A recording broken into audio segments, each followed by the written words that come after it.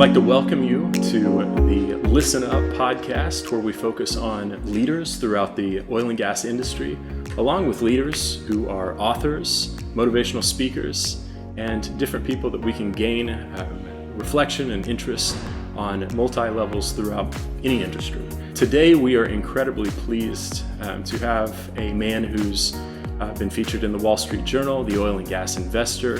He's spoken at multiple colleges. He's featured in numerous podcasts, and we were so lucky to get him today, Mr. Robert Hefner V. Also president of Hefner Energy here in Oklahoma City. So what our focus today is on is one of the things that Robert shows on his website, and what I have always been a fan of him over the last few years that I've known him, is the strong presence he has in Oklahoma City, the leadership that he provides, and the forward thinking that Robert brings to the industry. Without further ado, we want to get to a conversation with Robert. And Robert, 2020, you've been asked this a million times. Okay. How is the COVID lifestyle treating you? Pretty great, all things considered. Well, that's good.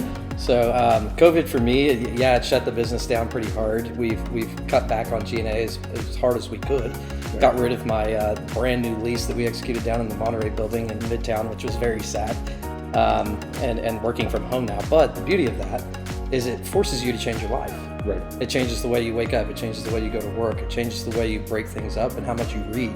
No, that's pretty solid. I like that. I like that a lot. So getting to stay at home a little bit more, and you say taking away a lease of being able to be in a new building. And the thing that I have not been hurt by the most, but the thing that I think has hurt the most is seeing so many of these businesses in that same boat of, we have the downtown of Oklahoma City that's heavily reliant on oil and natural gas, and we have so many people working from home.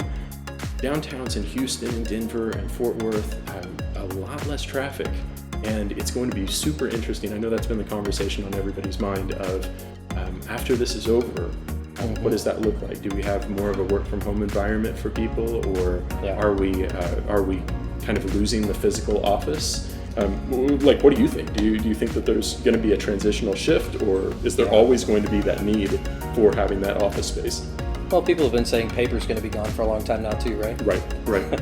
So in that same vein, I think there's a need for physical space. It's just the physicality is designated for a purpose.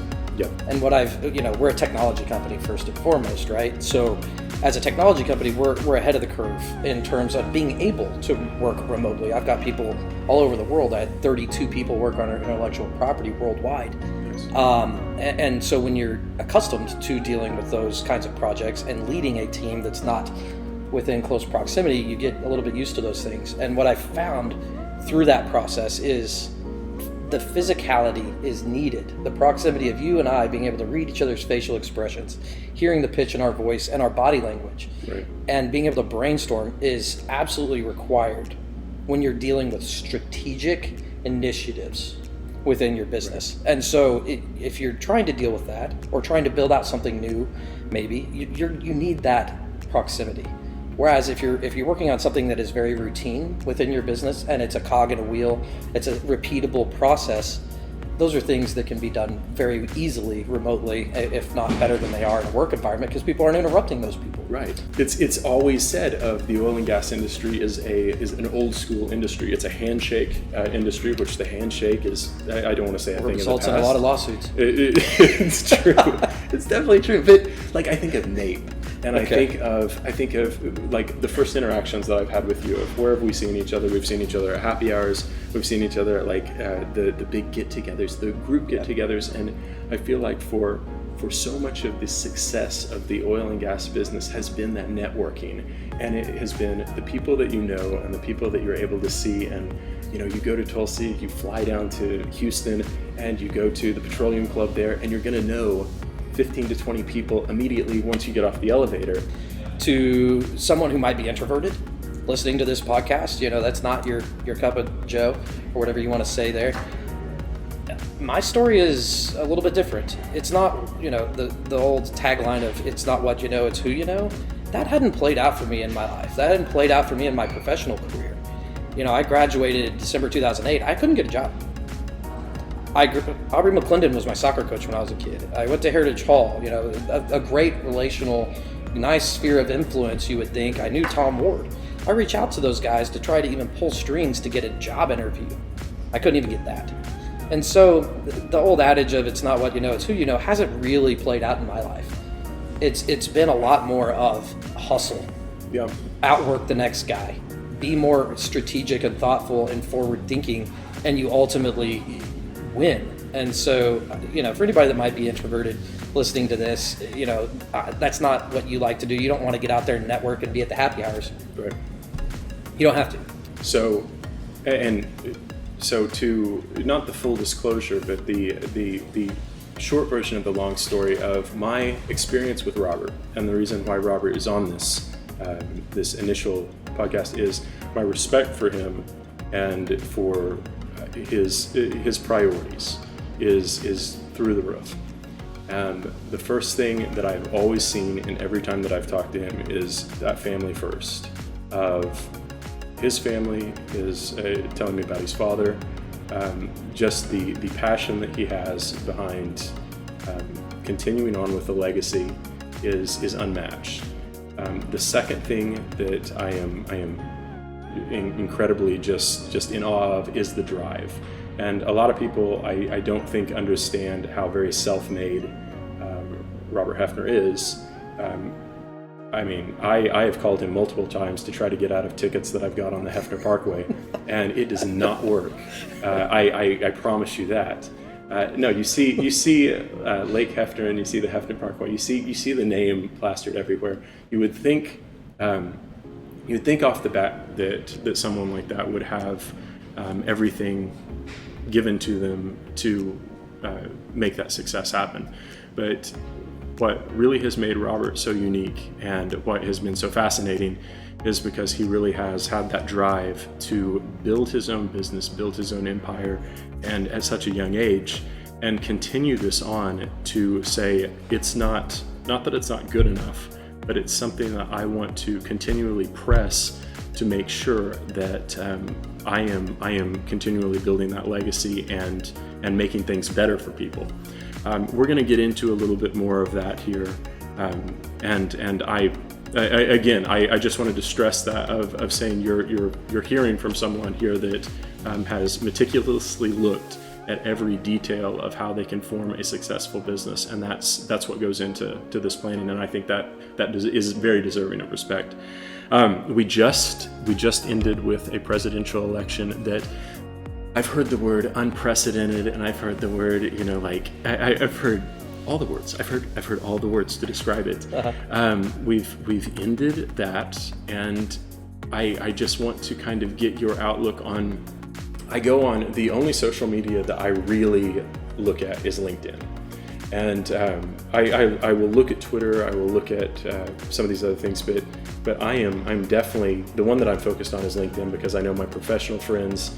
I know the different people in the business, and I look on it, and it has too kind of gone down that path of seeing that toxicity that we see with, people are very divided with this. But what is your positive spin, or what is your hope on the next few years? Okay, so a few thoughts there.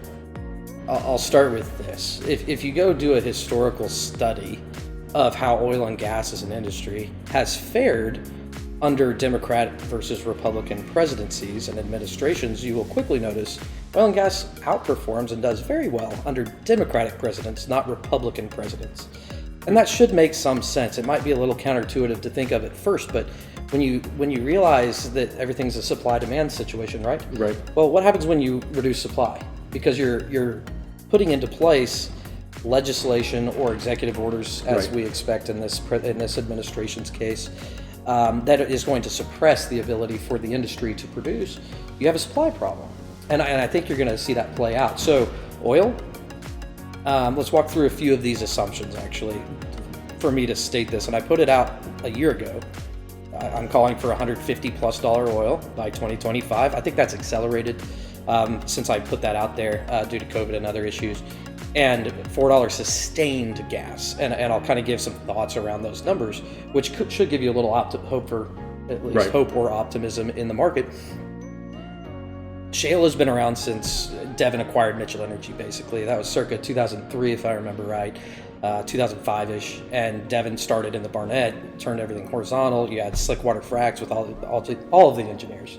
Said could not be done because it was going to gum up the clastics, the clay content in the reservoirs. Well, it worked. And so Devon was at least astute in realizing, after they initially said no to Mitchell Energy, no, we're not going to acquire you because we don't believe in this. And I think it was Mr. Nichols noticed that Mitchell's production was going up quite significantly. And he said, hey, team, you guys missed something. Go back to the drawing board, figure this out. And they did, and that's why they acquired Mitchell. That was the impetus for it, was that production profile. And that's what ultimately got us to 13 million barrels a day as far as a production basis in the United States in November of 19. We'll never see that again, by the way, due to lack and starvation of capital in this industry. That's not coming back. We don't have enough scale of capital to get back to that, even if we wanted to. So what we found, though, since 2005 is we have underestimated the B factors. People using at least in Oklahoma, and I've looked at some other basins now, if you're using a B factor as an engineer above 1.0, you're wrong. It's that simple. But everybody's using 1.1, 1.2, 1.3 in their models, which affects mostly that middle segment of your decline curve, okay? No engineer is questioning, by the way, your D-min assumption, which is your terminal decline rate after you hit T-switch and things go into exponential decline. Everybody's using ballpark 6 to 10%, depending on your company. And so the reservoir guys are extremely wrong in that regard. Personally, internally at Hefner Energy, we're using 15% as a minimum on D-min. Okay. So B factors are crushed down below 0.99 for us. D-min is 15% or greater in my estimation. And then you look at the effective decline rate, that first year decline, really. How steep is that? And we underestimated that as well. It's much higher than people were giving it credit for, particularly after you drill these increased density wells. Right. So there's three of your variables that were very wrong in the financial models early on. Then you move into base decline rate. It's higher than any company wants to admit. And so you put all that together, coupled with starvation of capital, lack of rigs, lack of professionals left in this industry, they're leaving in droves, and you have a supply side problem. And so in theory, I wouldn't be shocked if we got down to 6 million barrels a day within the next few years. 8 million is probably more realistic. From 13, amazing. That fast. And so how do you replace that? I don't know that you do. You look to Saudi Arabia. Saudi Arabia has proven that they can produce 13 million barrels a day. They're currently producing 10 million barrels a day, along with Russia. Russia might have 1 million barrels of capacity additional, so there's 4 million barrels that you can make up. Well, we just lost well more than 4 million barrels a day. Who's going to take that out of the market? And so I was publishing this last year. JP Morgan just published basically all my points and came out with a $190 prediction. So there's some optimism there in the pricing environment. Natural gas, I'll make one quick point about it. Natural gas is an incredible fuel. When we start talking about sustainability and this green movement, which we will inevitably talk about, I'm sure, natural gas it's CH4, right? 1 carbon, 4 hydrogen. And if you look at anthracite coal, I believe you're over 200 carbon atoms in that chain. So you're going from 200 carbon atoms, or 240, whatever it is, down to 1. Very different molecular structure. Meanwhile, you have four times the energy density, which does matter. And so you have this clean fuel that's pretty incredible, that can do a ton of work, and we don't want to use it. But the admission by the Democratic Party, the DNC, is pretty clear. For the first time since 1971, the DNC has added nuclear as a fuel source to their platform. And to me, that is a very clear admission by the Democrats that renewables don't work at scale, and they're certainly not going to work for the whole country, especially our urban areas. Right. So you're going to need an additional fuel. I think the choice is, frankly, between nuclear and natural gas.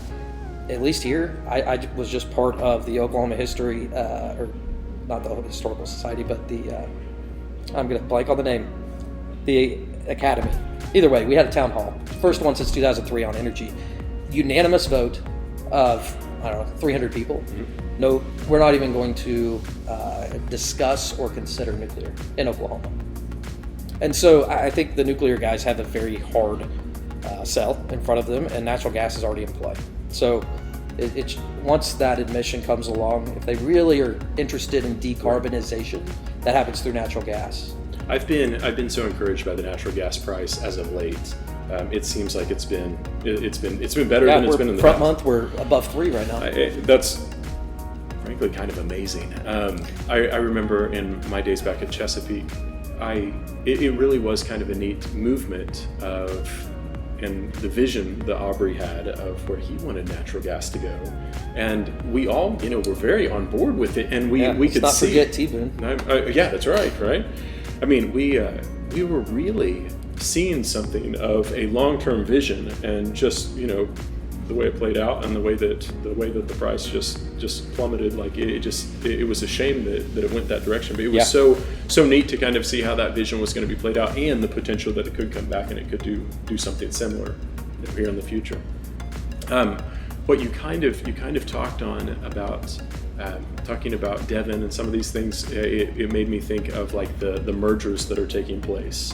And we are seeing all sorts of things like Concho and being taken by ConocoPhillips, and Devon and WPX, and I mean the list goes on and on and on and on. And it seems like every day I'm seeing on the PR Newswire like another one's coming out. Do you think that this is, and I know it was predicted, I mean, in droves, they were talking about how many this was the consolidation across the board. Yeah. How do you see that playing out? And do you see this as there will be a time in 2 years and 5 years in the future where we're kind of at a more stable point where we're not seeing so many of these mergers? Do you think this is a good thing right now that's happening? Kind of what are your thoughts on this? So, consolidation, you're right, has been a storyline of our industry for, I'd say, up to 2 years now. Mm-hmm. Everybody knew it had to happen. It was needed. It was necessary. But the market conditions were not such to allow it to occur. Everybody thought their stuff was the best stuff. And the reality of the fact is I think these mergers of equals, and especially in terms of WPX and Devon. What an incredible merger, truly. It is a series of consolidation that is out of necessity. Necessity meaning survival. Yeah. That bluntly. And so most of these companies won't survive. There's been a record amount of bankruptcies. You can go look at Haynes and Boone. There was an article, I forget who published it, I think maybe Deloitte, $600 billion just incinerated by our industry. Look no further than Oklahoma if you want to see a really bad one, Alta Mesa. My God. I think at one point they said they were going to fit 64 wells in a single section. Okay. And we all know the story there. They lit up over $1 billion on fire. And so the consolidation story is one at this point that's out of necessity, not necessarily by choice. And sometimes that's good, that's needed. Okay, so that transitions into the talk of, I personally don't know how well we have done with talking and making sure that we have our oil and gas voice heard in all of these different things, from environmental to being able to have that conversation with different energy solutions that are going to be pushing forward. And I know you did a podcast recently with Tisha Schuler, and you guys did that, and that was with OU, is that right? Yeah, it was through the Energy Institute at OU. Okay. Tisha Schuler is the founder and CEO of a company called Adamantine Energy out of, I think it's Boulder, Colorado. Okay. So, but she's a California girl. She's an environmentalist from Berkeley. Wow. I mean, you don't get much more environmentalist than this. You don't get much more tree hugger than living in those two locations. That's right. And so, her story is quite fascinating because she started out as an environmentalist and ended up as the head of the Colorado Oil and Gas Association during the setback fights, which were trying, that was the way in which Colorado was going to try to shut down oil and gas development in Colorado, was to say you cannot be anywhere, within 3,000 feet of a school or a home. Right. Well, that effectively creates an impossible situation to put a surface site location to drill a well. And so she was at the center of that controversy, not only, just a few years ago. And so her perspective is very interesting. And that was a very fun webcast to moderate with our former Secretary of Energy, Mike Ming. He's a wonderful friend and mentor too. That's great. So how do we ensure that the oil and gas voice is heard, and that we are not, I don't want to say so deaf to the progress of the future of these alternative energy solutions? How do we make sure that oil and gas continues to have that seat of being able to tell the factual information of how, not making a transition off of oil and gas, but being able to work alongside, and still, just like that video shows, of oil and gas is not going anywhere, not for quite a while, but we have to make sure that we are getting the proper message out. So how does that exactly happen in your eyes? So let's be clear about the perception first. Ernst & Young, in I think it was a 2018 study that they put out, they showed very clearly the sentiment of different generations as far as how they view the different fuels available to society for not only electrification but thermal exchange. And that study suggested that millennials only viewed oil and gas favorably, I think 16% of the time. Meanwhile, millennials thought very negatively. I think the word was very unfavorably or something like that. But, very unfavorably, I think it was 30 or 35% of the time, somewhere in that ballpark. Meanwhile, Gen Z said only 6% of them were favorable toward oil and gas. And I forget what it was negatively, but it was a heck of a lot more than millennials. And so there's a clear transition. There's a clear perception shift that the way that they actually laid it out, as far as fuels were concerned, was generationally. So the way it worked is the coal industry, we'll start over there, is the fuel of my grandparents' generation. Oil and gas is the fuel of my parents' generation, and wind and solar is the fuel of my generation. So they were quite possessive of these fuels, and they broke it down even generationally. And so it's very obvious that the industry, the energy industry as a whole, has done an absolutely horrible job of engaging the youth of this country, mostly because they don't want to. They don't need to. The history of our industry is a bunch of private people. When you actually break it down, there's a few characters over the course of history, but the majority of them who've made real money and wealth, you don't know who they are. Right. They're behind the scenes. They're very quiet. And I know many of them today, and one of my former employees is the epitome of this person. He's an incredibly thoughtful young man. He's going very far. Look out for him. His name's Ford Yates. He's now with Elk Range Royalties, Natural Gas Partners. But, the families are quiet. And they never had to be public. They never had to lobby because they didn't need to. Right. They were just making money, right? But that has shifted. Because we've become more socialistic, whether or not we want to admit that or not, in how we want to pick winners and losers. And so this idea of climate change, which has been falsely reported as an existential crisis, existential really meaning the end of the world, according to them, which has been debunked by everybody you can imagine, including the United Nations, including the Intergovernmental Panel on Climate Change, which is the source of their information. Even to The Economist, who's incredibly thoughtful, and everybody I think would agree is left-leaning even. The Economist said everything that climate change is not. It is not the end of the world. Our planet is not teetering on the edge of extinction. These are things that climate change is not. So quite literally, climate change is not an existential threat. I agree in the fact of, I think that we are, so there's been so many people in like the early 2000s. I think it was a renaissance of kind of a younger crowd that wanted to get into oil and gas. And then I remember seeing, they kept giving us these different like stats of the age ranges. And so I was, I think, in my early 20s, and so it was like 20 to 27, and then from 28 until like 49 huge gap. There was just nothing, and then it was like 50, 52 to, you know, on up. Yeah. And so there was just this no man's land. And I feel like as the years go by quicker and quicker, we see more and more of those people retiring. And I do agree with you on saying that a lot of that, the baton hasn't been passed. And I think that's a very important role of being able to say, if we want to continue this success and continue to bring about new leaders, I think that's a must. Absolutely. For sure.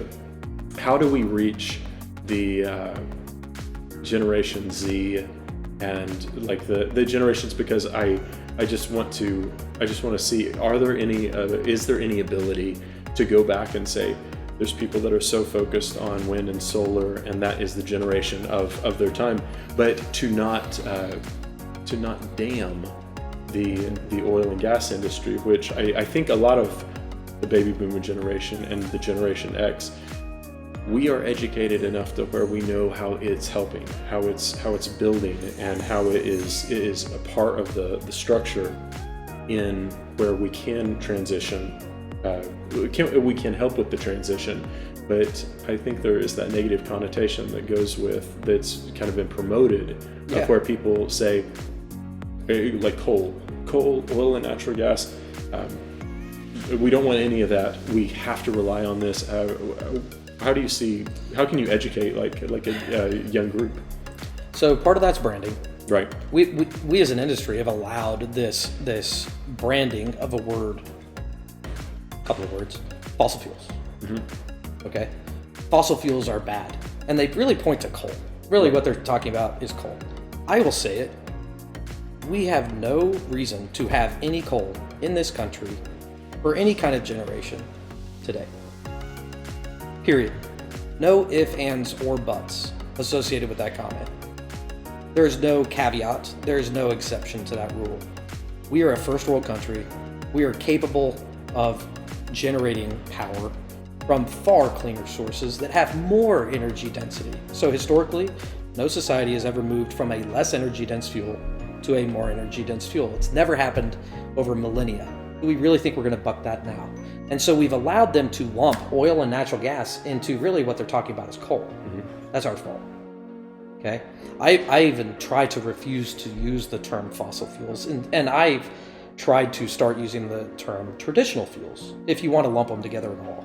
I like the traditional. But the reality is, you need to talk about each fuel and its specific merits.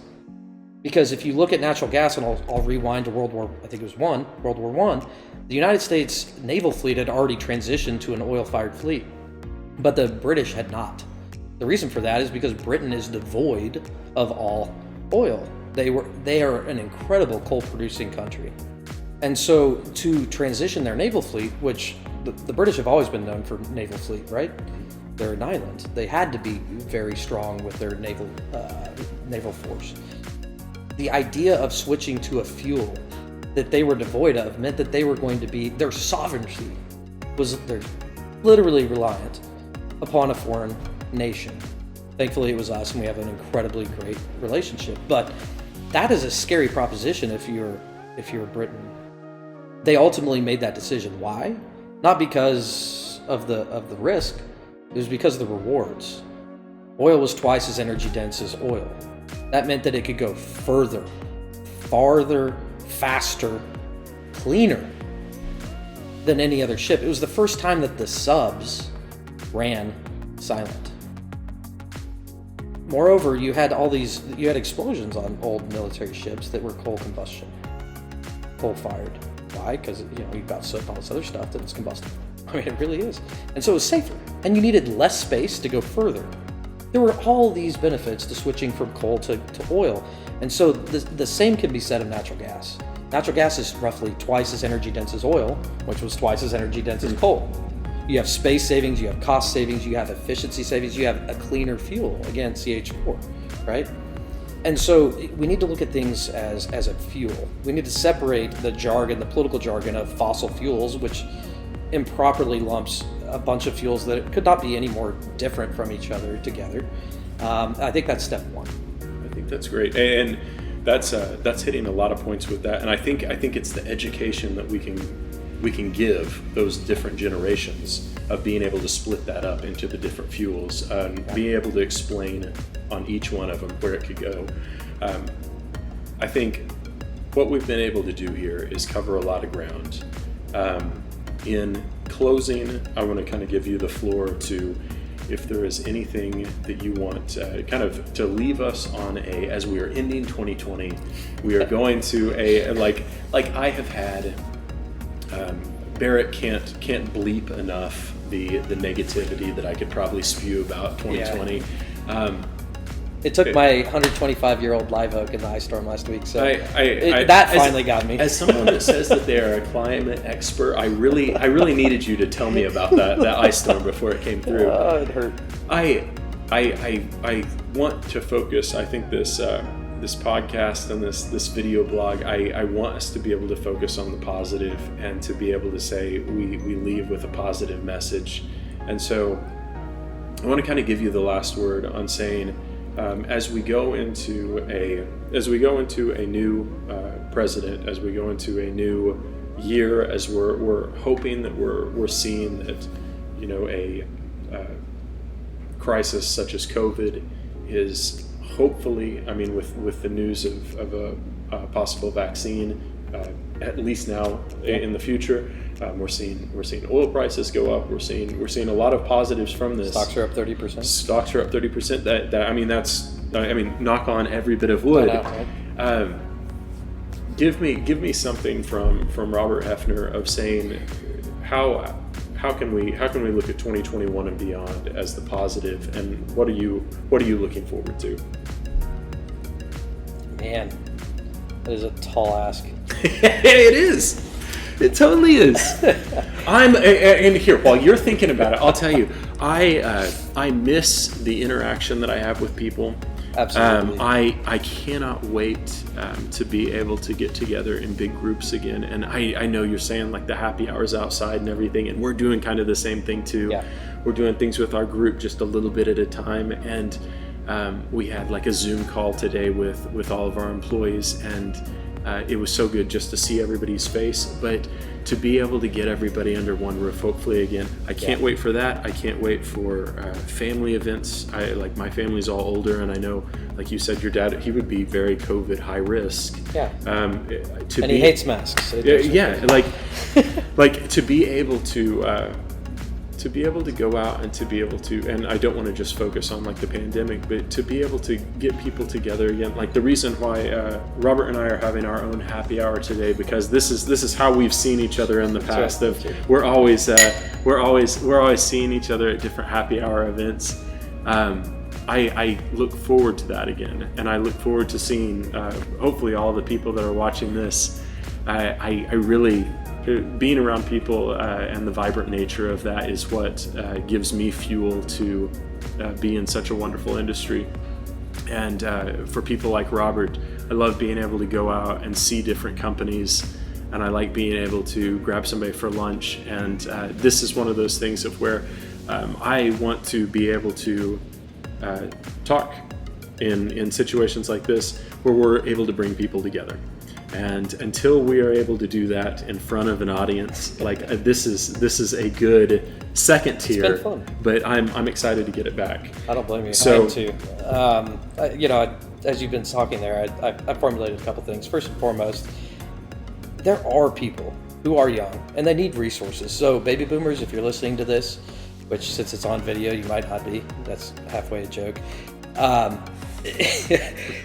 You need to pump your resources into supporting thoughtful, determined, passionate young leaders. And you're looking at one right here.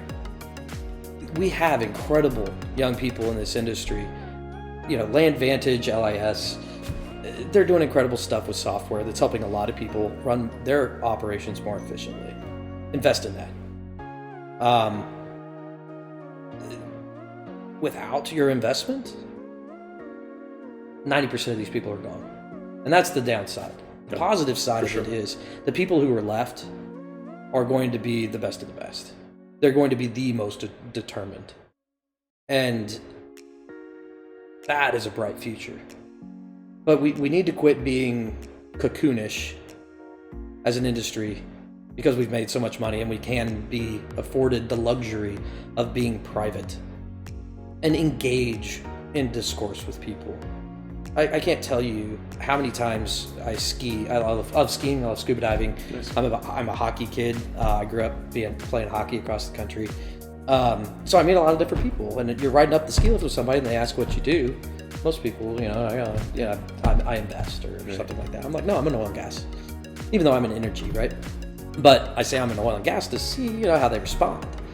And by the end of that ride up that gondola or the chairlift, they're like, man, I wish I would have known half the stuff you just told me. Because my view is so different on what energy is. And so when I teach students, I get the benefit of going to these universities and teaching as an adjunct professor or as a guest lecturer. I get more out of that than they do. But the way I start out each of those lectures is asking the students, what is energy? This isn't an oil and gas class. If you're in part of the energy management program at OU, Mike McConnell, man, I can't imagine having somebody like him as a resource, being the executive director of that program while I'm a student, and they don't truly appreciate it. I don't know that they will, probably because they're college kids. I never appreciated my dad growing up, and I wish I would have listened to him a lot more than I did. But at the end of the day, what is energy? And you'd be shocked at the blankness in their face. They've never been asked that question. And then you ask them how much, this is my favorite one, what is a barrel of oil worth? And how much is a barrel of oil worth? $43 right now. They all go to that. They go to strip or some form of strip pricing that the market tells you what oil is worth, either in front month or 24 or 12-month contracts, right? Right. Break it down differently. The BTU content of a barrel of oil is, I forget what it is, 5,533. I'll get this slide up so you can see it. But barrel of oil has a BTU content to it. And then you think about it and you say, okay, there's a BTU content. If you have a trained athlete, talk about LeBron James, just a freak of a human that's fit as can be. If he were to do work, manual labor, at peak physical fitness, how many hours would it take him to equal the BTU content of a single barrel? There's an answer for that too. It'll be on the slide. And then you break that down into what is the average wage of an American in the United States right now, and that has gone down probably significantly since I last updated that number, but it was roughly $25 an hour. And so once you do the math, a single barrel of oil's BTU content does $200,000 worth of work. So I'll ask you again, what's a barrel of oil worth? And that's the fun part about engaging people, is you get them to think differently, you challenge, you deconstruct their preconceived beliefs, which has been a thing in my whole life. You're Hefner, there's a lake, there's a road, there's a school. Everybody thinks I'm a trust fund kid that's stuck up as can be. Right. But the reality is I couldn't be any more different than those things that are preconceived about me. Similarly, I can't say that right now. That's what's happening with energy. That's what's happening with oil and gas. It couldn't be any more different than the preconceived notions about it. And so what does that take? It takes someone that's willing to engage, willing to fight, to be out there and engage those people and teach them what we know. Because otherwise they don't. And you can't blame them for being antagonistic when they know none of these things. And so, there's a lot of positivity to that, but it's going to require engagement. That's right. That's exactly right. And this is only as positive as that engagement ends up being. Baby boomers who have the resources. I make 20% less than you, inflationary adjusted, yet my lifestyle and all of my costs from school to childcare to insurance is 200, 300, 400% higher, again, inflationary adjusted, than your life was.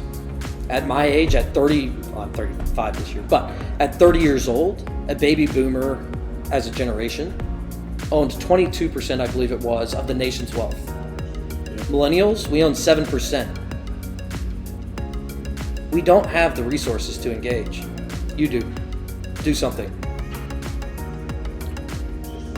There is a lot to take away. From everything that we've had. Another Amber Alert. Holy cow. I think somebody put a hit out on me. I guess so. Some baby boomer is coming after Robert Hefner. Okay, so we'll wrap it up. So today we've covered a lot of different topics. We've looked at mergers, acquisitions. We've looked at green energy. We've looked at kind of the future. We've asked any time I ever talk to any president, CEO, member of executive management, I always feel bad because we put that hat on them and say, please tell me the future for the next 6 to 8 months, and it's not fair to do, but I know that we always are very interested in seeing that. So today, we could not be happier to have you with us. Thank you. We're so excited for what the Listen Up podcast is going to be able to do. I hope you have taken something out of this. I hope you look up Hefner Energy and connect with Robert. Follow him on LinkedIn. He has incredible insight that he puts out, and it truly is a joy to be able to follow and see young leaders in our industry that are visibly working to make changes. And so I would encourage you to follow suit, position yourself well to where you can follow the people that are forward thinking, and we look forward to seeing you again on Listen Up. Robert, anything you want to end with? I just want to thank you. Good deal. You're a leader. Appreciate it. You came very prepared. My God, you should have heard before this. I think you listened to every one of the podcasts that I've been recorded on, and read maybe all of the material that I've put out, and even went to my website. So this is a leader right here, and we need guys like this in our industry as advocates, as thought leaders, and it really is. It's time for millennials to step up. So if you're listening to this, there's a lot you can do, and don't think you can't. For sure. Well, let's change things. Let's move forward, and let's go through. 2021 is going to be a great year for us. So we wish you all the best. Take care, and we'll see you soon on Listen Up.